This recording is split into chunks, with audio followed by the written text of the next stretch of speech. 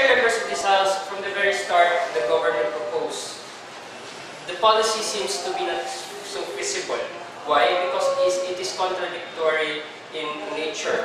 They said that they can teach sex education, standardized curriculum, at the same time teach religious point of views when it comes to sex education, Mr. Chair. Just try to ask your question.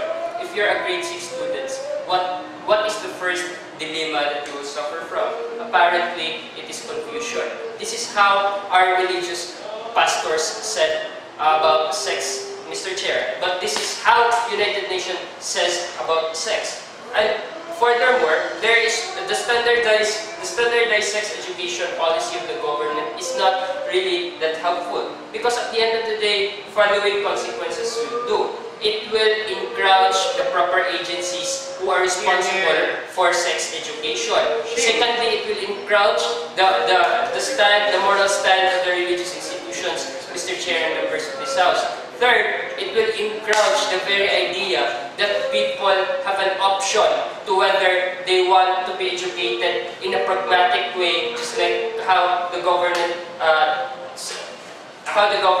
policy provides us, or they have the option of listening to their moral point of views, Mr. Chair and members of this House. And it is because of this reason that we find the government contradictory policy to be not feasible and should not be heard in this debate. Sit down.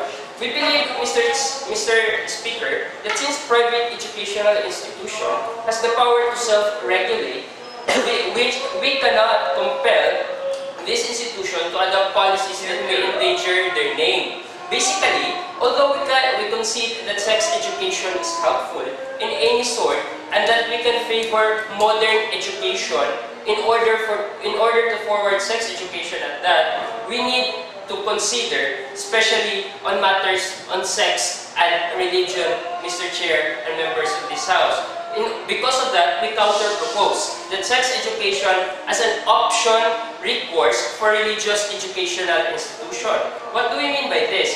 Religious educational institutions have the option of changing or modifying their own curriculum when it comes to the version of sex education, basically backed with moral standards, basically backed with practicalities, Mr. Chair. And by this, the religious educational institution's manner of giving such knowledge won't harm their stand at the end of the day. We believe that modifying their own option will not harm their stand as a religious educational institution, same as giving the same quality of sex education, Mr. Chair. They have the right to self-regulate, thus giving them the option of modifying their curriculum, especially when we're talking about sex education. Yes, before I proceed. Do you actually believe that religious schools would actually modify their curriculum in order to do this? Since they're actually basing their whole curriculum on morals, do you think they'll go against their own morals to this? That is the beauty of mandating them. We actually have to mandate them so that will be obliged to do so to be effective in society as well. It's not necessarily, Mr. Chair. For example, in FSU, we have Christian morality, it's TU 204. TU 204. But at the same time, Mr. Chair, you can't expect the whole institution to teach just morality. There is what we call educational balance, especially when you give options, Mr. Chair, members of this House. You're giving the institution the privilege to balance their own version of sex education in accordance to their moral standards. And at the end of the day, you're not harming the school. You are not harming anyone, neither the UN, Mr. Chair, and members of this House. As much as possible, on my first level of argumentation, as much as possible, we should avoid educational conflict to avoid confusion among students. What's the nuance of this argument?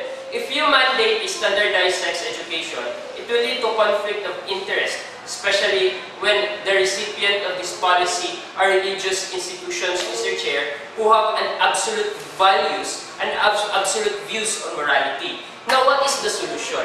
We believe that our policy is the solution. If we would let this religious educational institution to modify their own version of sex education, it would mitigate the possibility of conflict for people who teach this particular subject and for the people who receive this particular subject. We believe that Africa, even though they are divided by states, Mr. Chair, members of this House, I just hope Ma'am Christie is fine in Namibia. We believe, Mr. Chair, that that every single state in Africa has their own religious belief.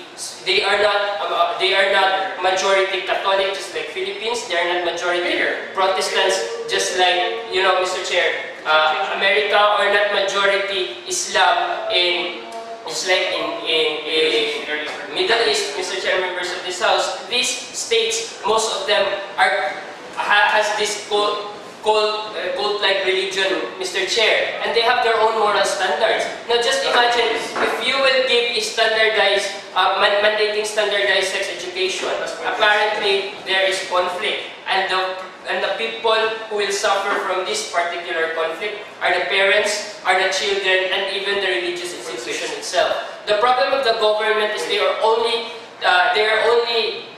focusing on the idea that students need to be educated. I'm enough with one, Josh. Thank you.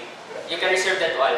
Basically, Mr. Chair, we believe that the possibility of conflict among the actors of this debate would create devastation, especially when it comes to education at the end of the day. And because of that, the quality of the education is compromised. The second level of my argument is about the quality of education, especially when we're talking about sex, Mr. Chair, members of this House.